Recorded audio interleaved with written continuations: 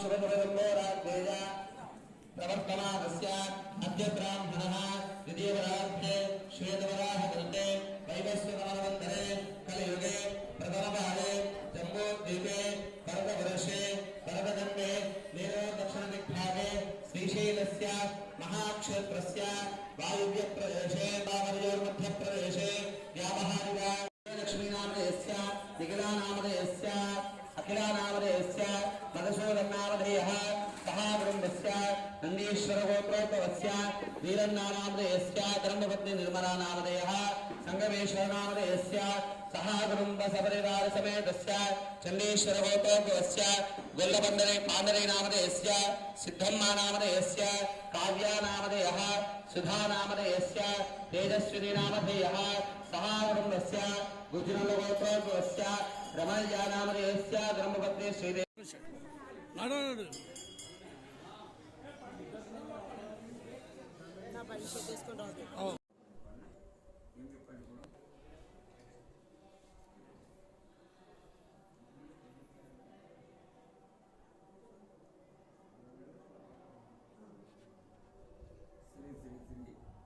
దత్తగిరి మహారాజ్ ఆశ్రమంలో దత్త జయంతి సందర్భంలో కూడా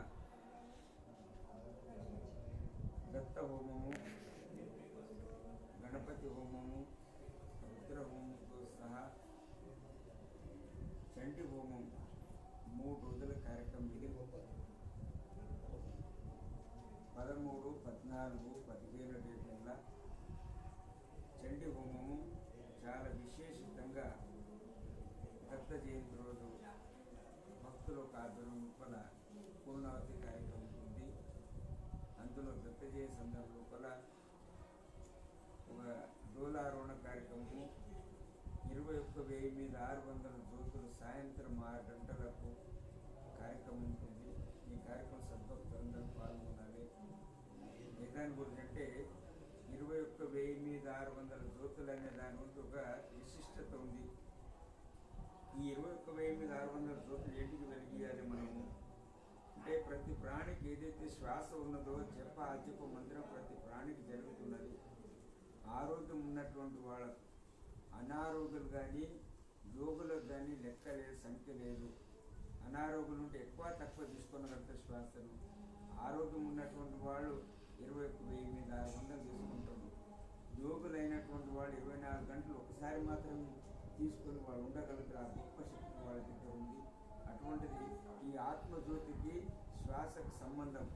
ఆత్మజ్యోతి అంటాం. ఆత్మజ్యోతి అర్థం ఏముందంటే ఇందులో శ్వాస ఉంటేనే ఆత్మజ్యోతి ఉంటుంది.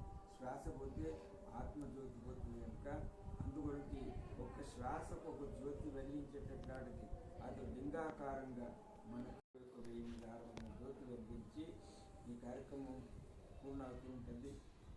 ఈ కార్యక్రమం సద్భక్తులందరూ అధిక సంఖ్యలో పాల్గొని ప్రసాదం తీసుకుని తీర్థ ప్రదర్శించుకోవాలని ప్రార్థిస్తూ అవధూత